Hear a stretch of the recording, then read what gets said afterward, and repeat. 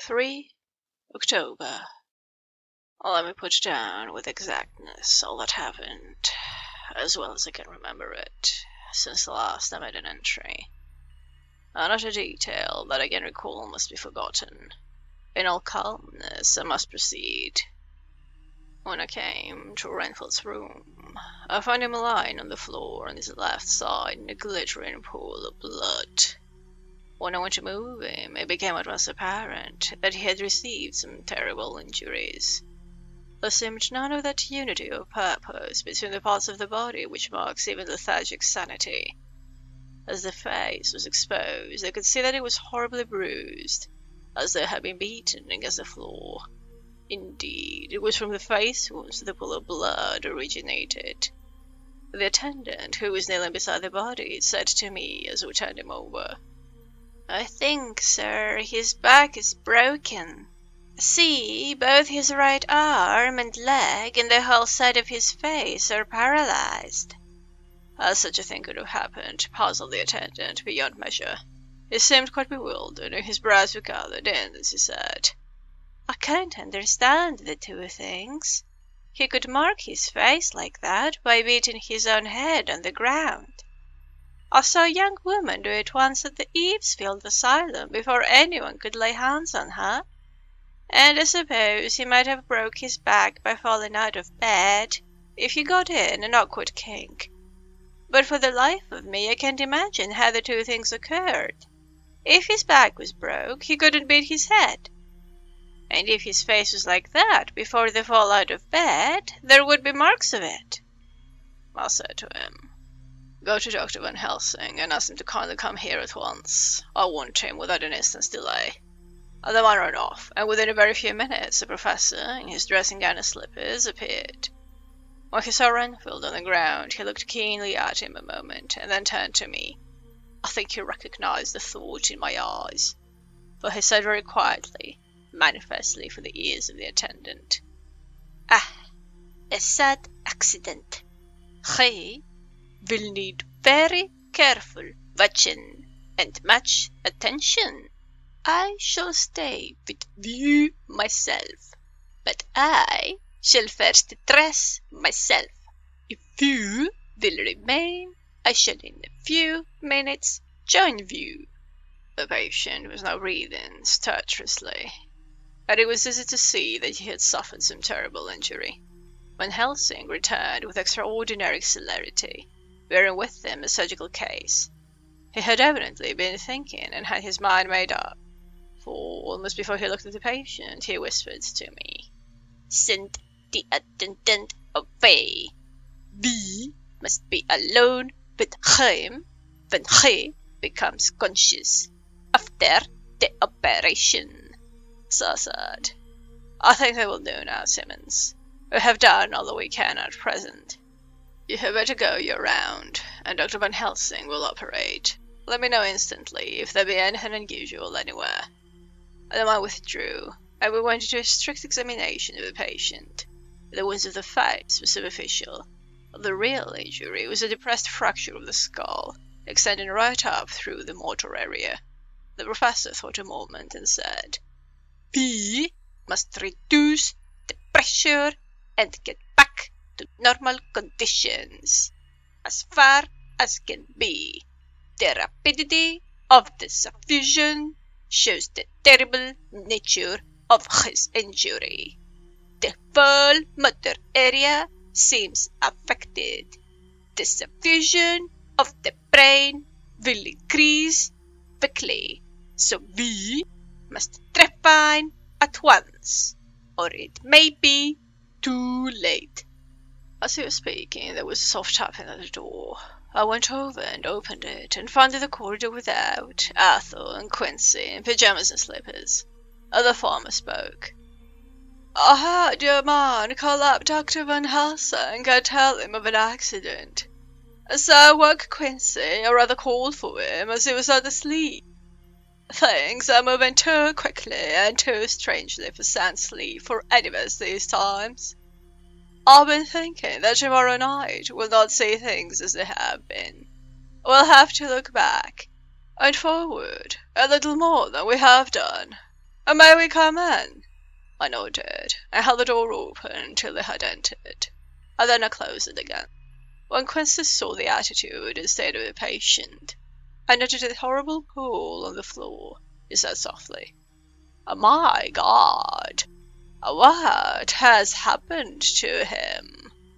Poor devil." I told him briefly, and added that we expected he would recover consciousness after the operation. For a short time, at all events. He went at once and sat down on the edge of the bed, with Godalming beside him. We all watched in patience.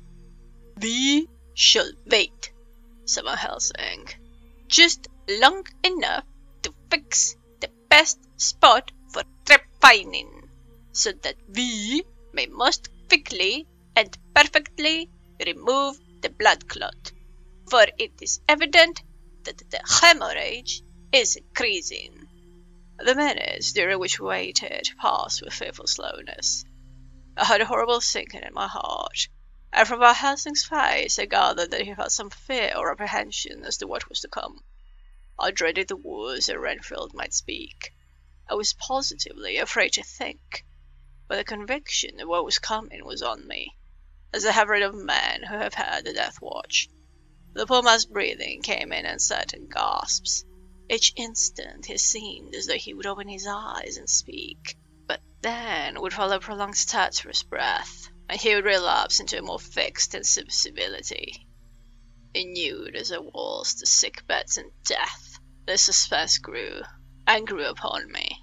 I could almost hear the beating of my own heart, and the blood surging through my temples sounded like blows from a hammer.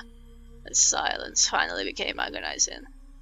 I looked at my companions, one after another, and saw from their flushed faces and damp brows that they were enduring equal torture.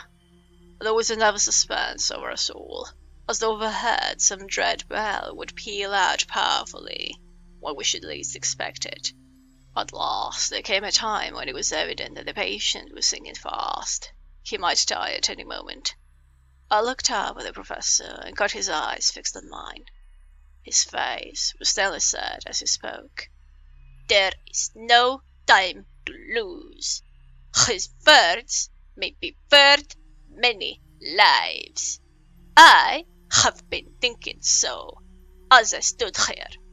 It may be there is a soul at stake. We shall operate just above the ear." Without another word, he made the operation. For a few moments, the breathing continued to be stertorous. Then there came a breath so prolonged that it seemed as though it would tear open his chest. Suddenly, his eyes opened. I became fixed in the wild, helpless stare. This was continued for a few moments. Then it softened into glad surprise, and from the lips came a sigh of relief. He moved convulsively, and as he did so, said, "I'll be quiet, Doctor. Tell them to take off the strait waistcoat. I have had a terrible dream, and it has left me so weak that I cannot move. What's wrong with my face? It feels all swollen, and it smarts dreadfully." He tried to turn his head, but even with the effort his eyes seemed to grow glassy again, so gently he put it back. Then Van Helsing said in a quiet, grave tone, "Tell us your dream, Mr. Renfield." As he heard the voice, his face brightened through its mutilation, and he said, "That is Dr. Van Helsing. How good it is of you to be here. Give me some water. My lips are dry, and I shall try to tell you. I dreamed—" He stopped and seemed fainting. I called quietly to Quincy, "A brandy, it is in my study. Quick!" He flew and returned with a glass, the decanter of brandy and a carafe of water. We moistened the parched lips, and the patient quickly revived. It seemed, however, that his poor injured brain had been working in the interval, for when he was quite conscious, he looked at me piercingly with an agonized confusion which I shall never forget, and said, "I must not deceive myself. It was no dream, but all a grim reality." And then his eyes roved round the room. As I caught sight of the two figures sitting patiently on the edge of the bed, he went on, "If I were not sure already, I would know from them." For an instant his eyes closed, not with pain or sleep, but voluntarily, as though he were bringing all his faculties to bear. When he opened them, he said hurriedly, and with more energy than he had yet displayed, "Quick, doctor, quick! I am dying.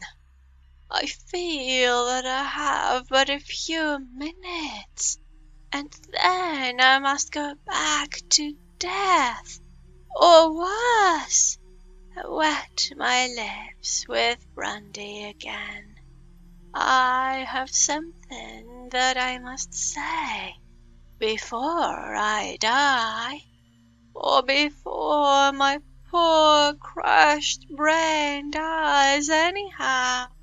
Thank you. It was that night after you left me, when I implored you to let me go away. I couldn't speak then, for I felt my tongue was tied. But I was as sane then, except in that way, as I am now. I was in an agony of despair for a long time after you left me. It seemed hours. Then there came a sudden peace to me. My brain seemed to become cool again, and I realized where I was. I heard the dogs bark behind our house, but not where he was." As he spoke, Van Helsing's eyes never blinked, but his hand came out and met mine and gripped it hard. He did not, however, betray himself. He nodded slightly and said, "Go on," in a low voice. Renfield proceeded. "He came up to the window in the mist, as I had seen him often before, but he was solid then, not a ghost, and his eyes were fierce like a man's when angry. He was laughing with his red mouth. The sharp white teeth glinted in the moonlight, and when he turned to look back over the belt of trees to where the dogs were barking, I wouldn't ask him to come in at first, though I knew he wanted to, just as he had wanted all along. Then he began promising me things, not in words, but by doing them." He was interrupted by a word from the professor. "How?" "By making them happen, just as he used to send in the flies when the sun was shining. Great, big, fat ones with steel and sapphire on their wings, and big moths in the night with skull and crossbones on their backs." Van Helsing nodded to him as he whispered to me unconsciously, "The Acherontia atropos of the Sphinges. But Vucul, the deaths head moth, the patient went on without stopping. Then he began to whisper, rats, rats, rats, hundreds, thousands, millions of them, and everyone alive, and dogs to eat them, and cats too, all lives, all red blood, with years of life in it, and not merely buzzing flies. I laughed at him, for I wanted to see what he could do. Then the dogs howled, away beyond the dark trees in his house. He beckoned me to the window. I got up and looked out, and he raised his hands and seemed to call out without using any words. A dark mass spread over the grass, coming on like the shape of a flame of fire. And then he moved the mist to the right and left, and I could see that there were thousands of rats with their eyes blazing red, like his, only smaller. He held up his hand, and they all stopped, and I thought he seemed to be saying, all these lives will I give you, aye, and many more and greater, through countless ages, if you will fall down and worship me. And then a red cloud, like the color of blood, seemed to close over my eyes, and before I knew what I was doing, I found myself opening the sash and saying to him, "Come in, Lord and Master." The rats were all gone, but he slid into the room through the sash, though it was only open an inch wide, just as the moon herself has often come in through the tiniest crack, and has stood before me in all her size and splendor. His voice was weaker, so moistened his lips with the brandy again, and he continued. But it seemed as though his memory had gone on working in the interval, for his story was further advanced. I was about to call him back to the point, but Van Helsing whispered to me, "Let him go on. Do not interrupt him. He cannot go back, and maybe could not proceed at all if once he lost the thread of his thought," he proceeded. All day I waited to hear from him, but he did not send me anything, not even a blowfly. And when the moon got up, I was pretty angry with him.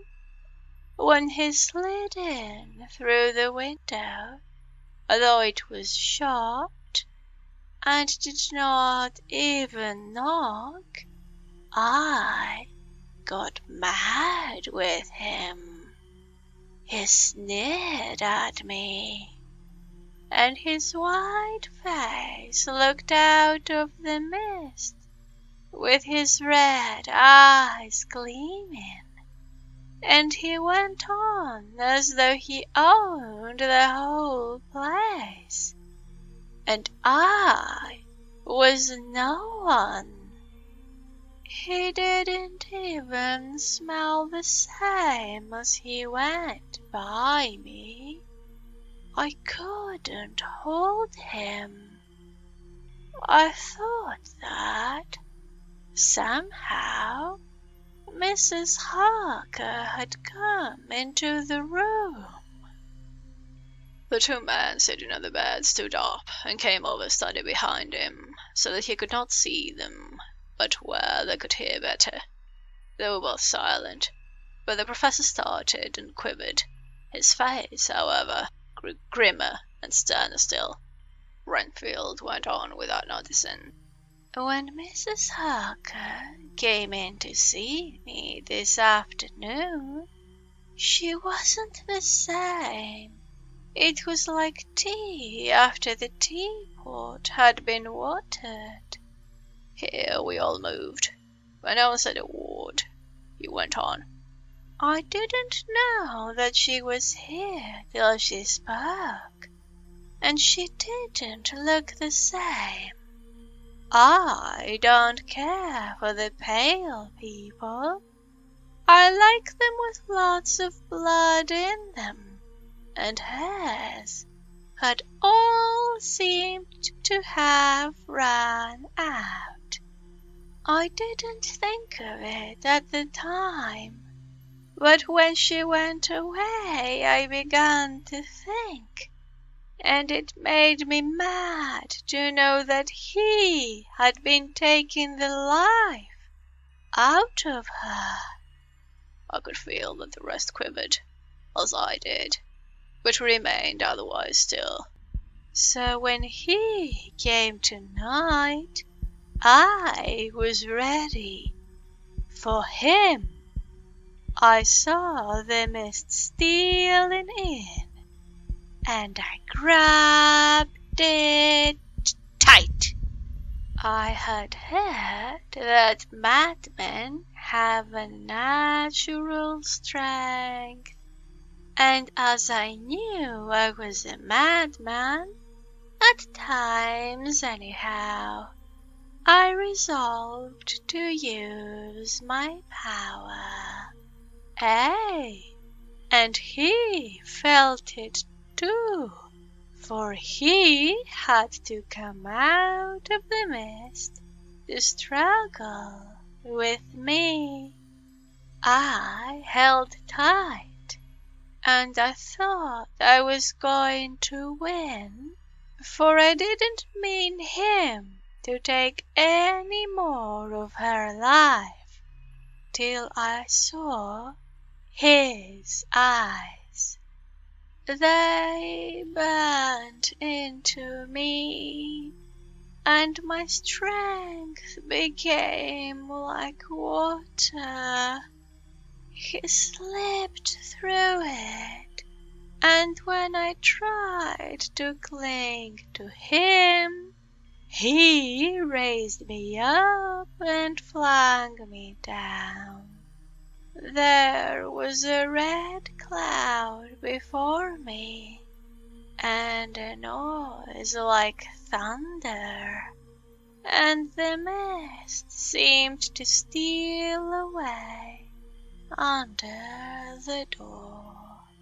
His voice was becoming fainter, and his breath more stertorous, when Helsing stood up instinctively.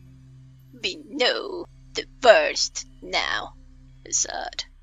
"He is here, and we know his purpose. It may not be too late. Let us be armed, the same as we were the other night. But lose no time. There is not an instant to spare." There was no need to put our fear, nay, our conviction, into words. We shared them in common. We all hurried and took from our rooms the same things that we had when we entered the Count's house. The professor had his ready, and as we met in the corridor, he pointed to them significantly as he said, "They never leave me, and they shall not till this unhappy business is over. Be wise also, my friends. It is no common enemy that we deal with. Alas, alas, that dear Madam Mina should suffer. He stopped. His voice was breaking, and I did not know if rage or terror predominated in my own heart. Outside the Harker's door we paused. Martin Quincy held back, and the lads said, "Should we disturb her?" "They must," said Van Helsing grimly. "If the door be locked, I shall break it in." "Might not frighten her terribly. It is unusual to break into a lady's room," Van Helsing said solemnly. "You are always right, but this is life and death.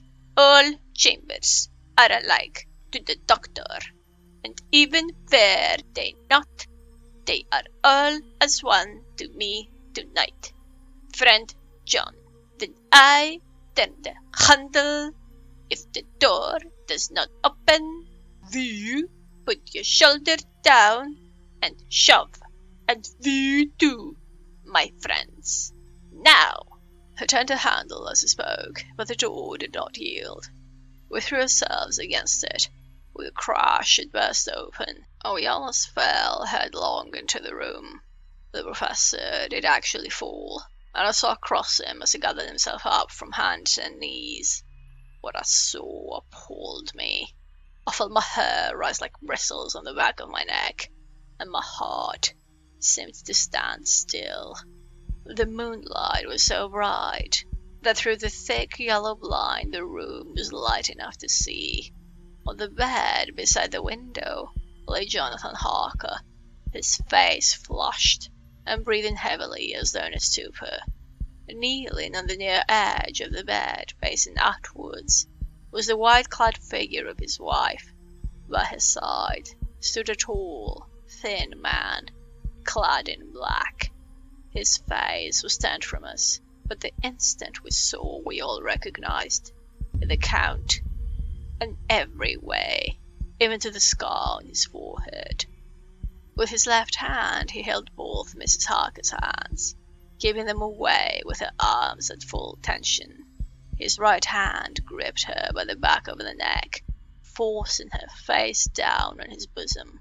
Her white night-dress was smeared with blood, and a thin stream trickled down the man's bare breast, which was shown by his torn-open dress.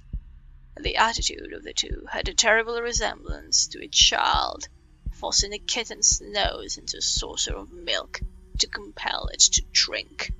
As he burst into the room, the Count turned his face, and the hellish look that I had heard described seemed to leap into it. His eyes flamed red with devilish passion. The great nostrils of the white aquiline nose opened wide and quivered at the edge, and the white sharp teeth behind the full lips of the blood-dripping mouth champed together like those of a wild beast. With a wrench which threw his victim back upon the bed as though hurled from a height, he turned and sprang at us. But by this time the professor had gained his feet, and was holding towards him the envelope which contained the sacred wafer. The Count suddenly stopped, just as poor Lucy had done outside the tomb, and cowered back. Further back he cowered, as we, lifting our crucifixes, advanced. The moonlight suddenly failed, as a great black cloud sailed across the sky, and when the gaslight sprang up under Quincy's match, we saw nothing but a faint vapour. This, as we looked, trailed under the door, which with the recoil from its bursting open, had swung back to its old position. Van Helsing, Art, and I moved forward to Mrs. Harker, who by this time had drawn her breath, and with it had given a scream so wild, so ear-piercing, so despairing, but it seems to me now that it will ring in my ears till my dying day. For a few seconds she lay in her helpless attitude and disarray.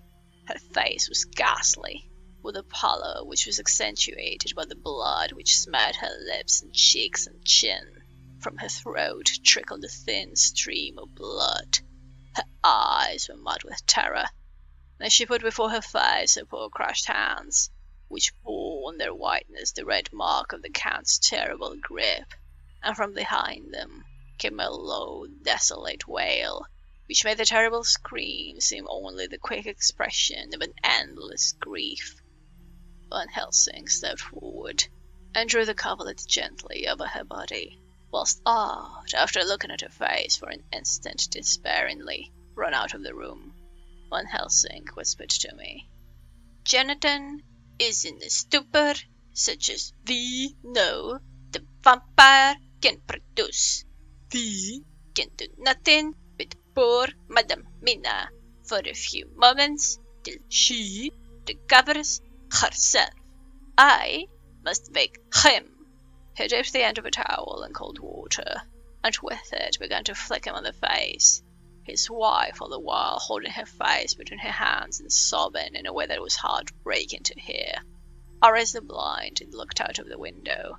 There was much moonshine, and as I looked I could see Quincy Morris run across the lawn and hide himself in the shadow of a great yew tree. It puzzled me to think why he was doing this, but at the instant I heard Harker's quick exclamation as he woke to partial consciousness and turned to the bed. On his face, as there might well be, was a look of wild amazement. He seemed dazed for a few seconds, and then full consciousness seemed to burst upon him all at once, and he started up. His wife was aroused by the quick movement, and turned to him with her arms stretched out, as though to embrace him. Instantly, however, she drew them in again, and putting her elbows together, held her hands before her face, and shuddered till the bed beneath her shook. "In God's name, what does this mean?" Harker cried out. "Dr. Seward, Dr. Van Helsing, what is it? What has happened? What is wrong? Mina, dear, what is it? What does that blood mean? My God, my God, has it come to this?" And raising himself to his knees, he beat his hands wildly together. "Good God, help us! Help her! Oh, help her!" With a quick movement, he jumped from bed and began to pull on his clothes, all the man in him awake at the need for instant exertion. "What has happened? Tell me all about it," he cried without pausing. "Dr. Van Helsing, you love Mina, I know. Oh, do something to save her. It cannot have gone too far yet. Guard her while I look for him." His wife, through her terror and horror and distress, saw some sure danger to him. Instantly forgetting her own grief, she seized hold of him and cried out, "No, no, Jonathan, you must not leave me. I have suffered enough tonight, God knows, without the dread of his harming you. You must stay with me. Stay with these friends who will watch over you." Her expression became frantic as she spoke, and he, yielding to her, she pulled him down sitting on the bedside, and clung to him fiercely. Van Helsing and I tried to calm them both. The professor held up his little golden crucifix, and said with wonderful calmness, "Do not fear, my dear. We are here, and whilst this is close to you, no foul thing can approach. We are safe for tonight, and we must be calm and take counsel together." She shuddered and was silent, holding down her head on her husband's breast. When she raised it, his white nightrobe was stained with blood where her lips had touched, and where the thin open wound in her neck had sent forth drops. The instant she saw it, she drew back with a low wail, and whispered amidst choking sobs, "Unclean! Unclean! I must touch him or kiss him no more. Oh, that it should be that it is I who am now his worst enemy, and whom he may have most cause to fear." To this he spoke out resolutely. "Nonsense, Mina. It is a shame to me to hear such a word. I would not hear it of you, and I shall not hear it from you. May God judge me by my deserts, and punish me with more bitter suffering than ever this hour, if by any act or will of mine anything ever come between us." He put out his arms and folded her to his breast, and for a while she lay there sobbing. He looked at us over her bowed head, with eyes that blinked damply upon his quivering nostrils. His mouth was set as steel. After a while her sobs became less frequent and more faint, and then he said to me, speaking with a sudden calmness which I felt tried his nervous power to the utmost, "And now, Dr. Seward, tell me all about it. Too well I know the broad fact. Tell me all that has been." I told him exactly what had happened, and he listened with seeming impassiveness, but his nostrils twitched and his eyes blazed as he told how the ruthless hands of the Count had held his wife in that terrible and horrid position, with her mouth to the open wound in his breast. It interested me, even at that moment, to see that whilst the face of white-set passion walked convulsively over the bowed head, the hands tenderly and lovingly stroked the ruffled hair. Just as I had finished, Quincy and Godalming knocked at the door. They entered in obedience to a summons. Van Helsing looked at me questioningly. I understood him to mean if we were to take advantage of the coming to divert, if possible, the thoughts of the unhappy husband and wife from each other and from themselves. So on, nodding acquiescence to him, he asked them what they had seen or done, to which Lord Godalming answered, "I could not see him anywhere in the passage, or in any of our rooms. I looked in the study, but though he had been there, he had gone. He had, however—" He stopped suddenly, looking at the poor drooping figure in the bed. Van Helsing said gravely, "Go on, friend Arthur. We want here no more concealments. Our hope now is knowing all. Tell freely." So Art went on. "He had been there, and they could only have been for a few seconds. He made rare hay of the place. All the manuscript had been burned, and the blue flames were flickering amongst the white ashes. The cylinders of your phonograph, too, were thrown on the fire, and the wax had helped the flames." Here I interrupted. "Thank God there is the other copy in the safe." His face lit for a moment, but fell again as he went on. "I ran downstairs then, but I could see no sign of him. I looked into Renfield's room, but there was no trace there except—" Again he paused. "Go on," said Harker hoarsely. So he bowed his head and moistened his lips with his tongue, added, "Except that the poor fellow is dead." Mrs. Harker raised her head, looking from one to the other of us as she said solemnly, "God's will be done." I could not but feel that Art was keeping back something, but as I took it that it was with a purpose, I said nothing. Van Helsing turned to Morris and asked, "And you, friend Quincy, have you any to tell?" "A little," he answered. "It may be much eventually. but at present I can't say. I thought it well to know, if possible, where the Count would go when he left the house. I did not see him. What I saw a bat rise from Renfield's window and flap westward. I expected to see him in some shape go back to Carfax, but he evidently sought some other lair. He will not be back tonight, for the sky is reddening in the east, and the dawn is close. We must work tomorrow, said the latter voice through his shut teeth.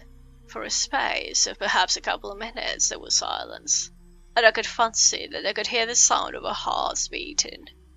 Then Van Helsing said, placing his hand very tenderly on Mrs. Harker's head, "And now, Madam Mina, poor, dear Madam Mina, tell us exactly what happened.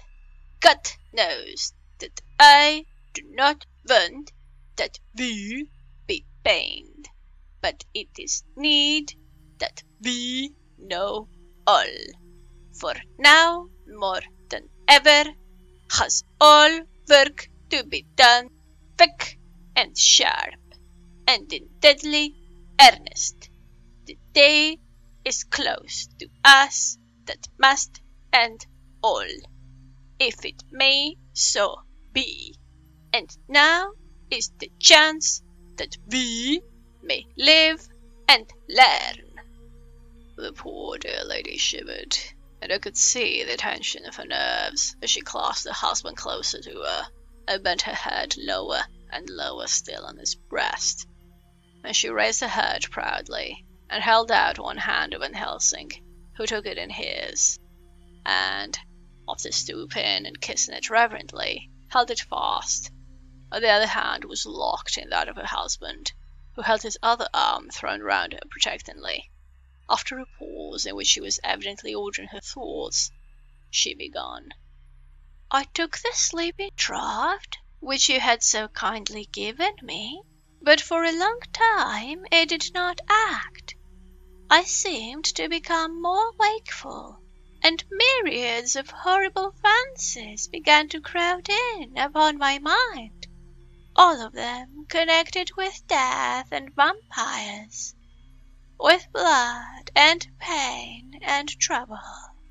Her husband involuntarily groaned as she turned to him and said lovingly, "Do not fret, dear. You must be brave and strong, and help me through the horrible task.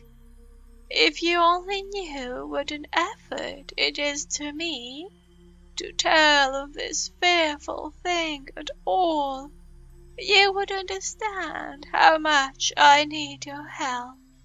Well, I saw I must try to help the medicine to its work with my will, if it was to do me any good, so I resolutely set myself to sleep.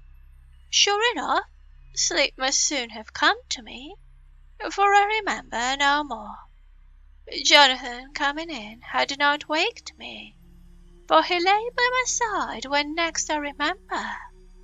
There was in the room the same thin white mist that I had before noticed, but I forget now if you know of this. You will find it in my diary, which I shall show you later. I felt the same vague terror which had come to me before, and the same sense of some presence. I turned to wake Jonathan, but found that he slept so soundly that it seemed as if it was he who had taken the sleeping draught, and not I. I tried, but I could not wake him. This caused me great fear, and I looked around terrified. Then, indeed, my heart sunk within me, beside the bed, as if he had stepped out of the mist, or rather as if the mist had turned into his figure, for it had entirely disappeared, stood a tall, thin man, all in black. I knew him at once from the description of the others.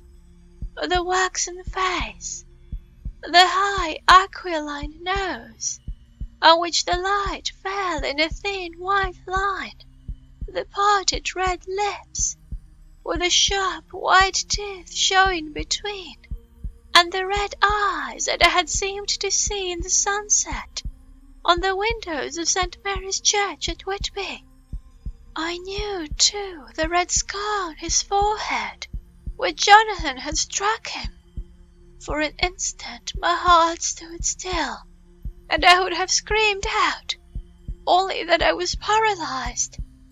In the pause he spoke, in a sort of keen, cutting whisper, pointing as he spoke to Jonathan.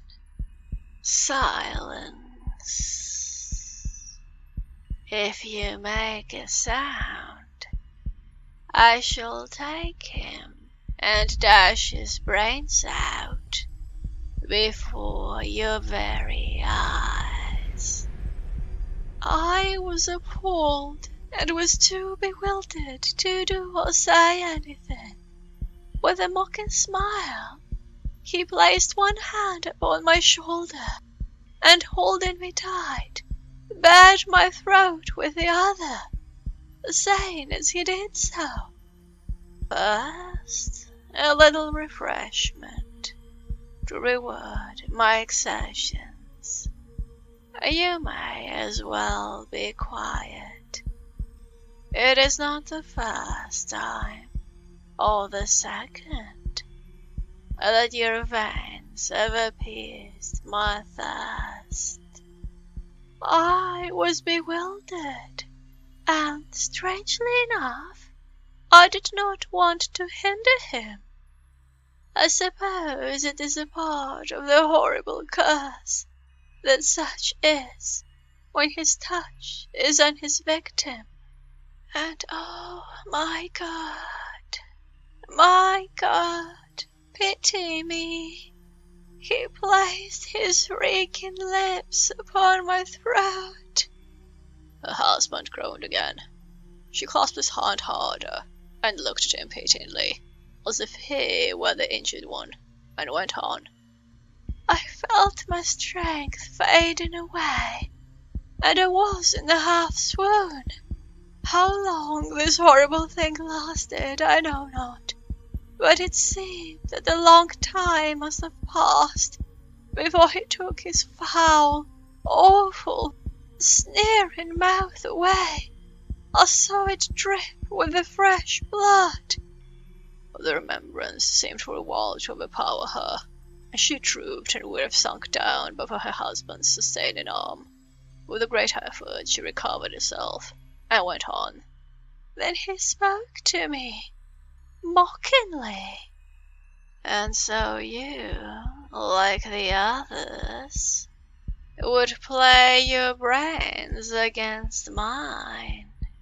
You would help these men to hunt me, and frustrate me in my designs. You know now, and they know in part already, and will know in full before long, what it is to cross my path. They should have kept their energies for use closer to home, whilst they played wits against me, who commanded nations, and intrigued for them, and fought for them, hundreds of years before they were born. I was countermining them, and you, their best beloved one, now to me, flesh of my flesh, blood of my blood, kin of my kin, my bountiful winepress for a while, and shall be later on my companion and my helper.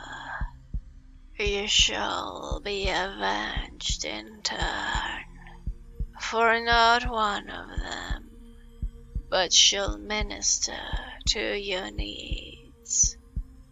But as yet, you are to be punished for what you have done. You have aided in thwarting me. Now you shall come to my call. When my brain says come to you, you shall cross land or sea to do my bidding. And to that end, this. With that he pulled open his shirt, and with his long sharp nails opened a vein in his breast. When the blood began to spurt out, he took my hands in one of his, holding them tight, and with the other seized my neck, and pressed my mouth through the wound, so that I must either suffocate or swallow some of the... Oh, my God! My God! What have I done? What have I done to deserve such a fate? I who have tried to walk in meekness and righteousness all my days. God pity me. I look down on a poor soul in worse than mortal peril, and in mercy pity those to whom she is dear. And she began to rub her lips as though to cleanse them from pollution. As she was telling her terrible story, the eastern sky began to quicken, and everything became more and more clear. Harker was still unquiet, but over his face, as the awful narrative went on, came a grey look which deepened and deepened in the morning light, till when the first red streak of the coming dawn showed up, the flesh stood darkly out against the whitening hair. We have arranged that one of us is to stay within call of the unhappy pair, till we can meet together and arrange about taking action. Of this I am sure. The sun rises today on no more miserable house and on the great round of its daily course.